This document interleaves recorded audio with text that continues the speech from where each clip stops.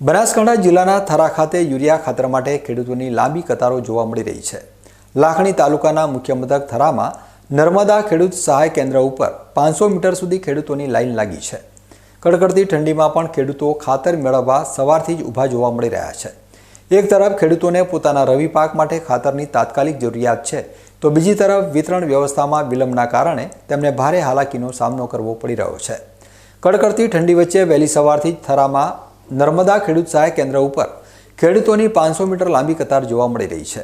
આ કતારમાં એક દિવ્યાંગ ખેડૂત સહિત અનેક પુરુષો અને મહિલાઓ યુરિયા ખાતર મેળવવા માટે ઊભા છે।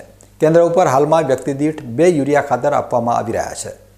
આ પરિસ્થિતિ અંગે નર્મદા ખેડૂત સહાય કેન્દ્રના અધિકારી કૌશિક પટેલે જણાવ્યું છે કે અમારે ત્યાં યુરિયા ખાતરનો પૂરતો જથ્થો હોવાથી એક પણ ખેડૂત યુરિયા ખાતર વિના નહીં જાય અને સમયસર ખેડૂતને ખાતર મળી રહે એ માટે વ્યવસ્થા કરવામાં આવી છે। જો કે કતારમાં ઉભેલા ખેડૂતોની સ્થિતિ અલગ છે। 2 થેલી ખાતર અમને મળી ગયું, અમને સંતોષ છે કે આ ખાતર મને મળી રહેશે।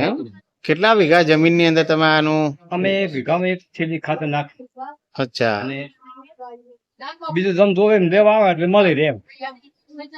અહીંયા પૂરતું મળી રહે છે આ કેન્દ્ર ઉપર? આ કેન્દ્ર ઉપર મળી રહે પૂરતું। કેન્દ્ર ઉપર તમારે કોઈ યુરિયા ખાતર માટે કોઈ તંગી નથી ને? ના, ખાતર લેવા આવ્યો તો લાઈનમાં મને રહેવા દીધો નહીં, તરત જ બેઠી મને ખાતર આપી દીધું છે। તમે અપંગ હોવા છતાં તમે લાઈનમાં હતા? હું અપંગ હોવા છતાં હું લાઈનમાં હતો અને તરત મને અંદર બોલાવીને બેઠેલી ખાતર આપી દીધું હતું। ખેતરમાં આપણે શું શું વાવેતર કર્યું છે? એમાં ડુંગળી, એરંડા, તમાકુ, રાયડું એવું બધું વાવેતર છે। હવે અહીંયા આપણે શનિવારના દિવસે બાય રોડથી એટલે ભરૂચ પ્લાન્ટથી 27 મેટ્રિક ટન એટલે કે 600 થેલી યુરિયા ખાતરનો જથ્થો અહીંયા રવિવારે પોક્યો હતો અને પોકીને પછી રવિવારે આપણે ગોડાઉનમાં ઉતાર્યો। રવિવારે રજાના દિવસે આપણે વેચાણ ના કરી શકીએ એટલા માટે સોમવારના દિવસે અહીંયા દરેકે દરેક ખેડૂતને 2 થેલી યુરિયા ખાતરનું વિતરણ કરીએ છીએ। આ પીઓએસ માધ્યમથી આ રિસીપ્ટ બધાનો આધાર કાર્ડ લઈ, અંગૂઠો લઈ અને 2 થેલીનું વેચાણ કરીએ છીએ। અને આપણે જીએનએફસી આપણા ડીલર જે કાંકરેજ તાલુકાના અંદર પણ લગભગ 150 મેટ્રિક ટન છેલ્લા 4-5 દિવસના અંદર જીએનએફસી યુરિયા આપ્યું છે।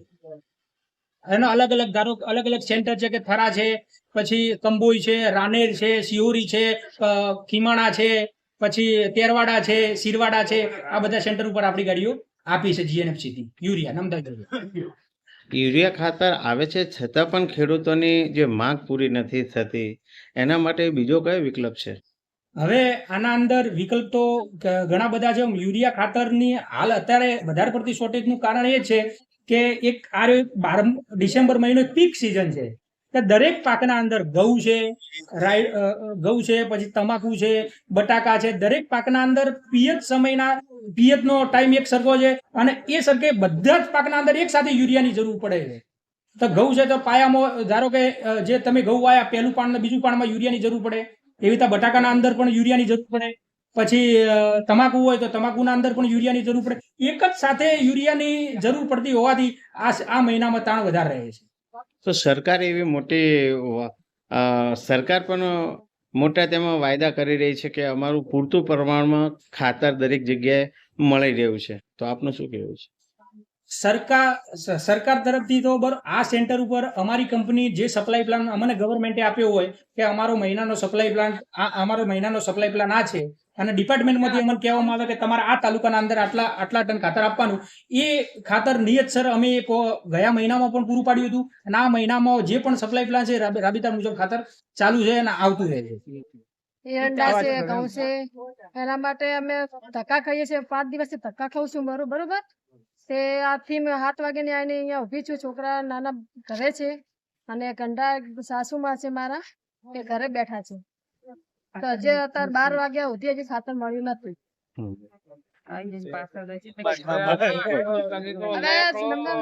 ગયા છે, દરવાજે પહોંચી જઈશું, હવે કેટલું મળે છે એ માલિક જાણે। આમ ભલે નર્મદા ખેડૂત સહાય કેન્દ્રના અધિકારી યુરિયા ખાતરનો પૂરતો જથ્થો હોવાનો દાવો કરી રહ્યા હોય, પરંતુ વહેલી સવારથી જ કડકડતી ઠંડીમાં લાંબી કતારોમાં ઊભા રહેલા ખેડૂતોની હાડમારી અને ચિંતા સ્પષ્ટ દેખાઈ રહી છે। ખેડૂતોને સમયસર અને સરળતાથી ખાતર મળી રહે તે માટે વિતરણ વ્યવસ્થાને વધુ સુચારું બનાવવાની તાતી જરૂર છે, જેથી ખેડૂતોને પોતાના રવિ પાકને સમયસર પોષણ આપી શકાય।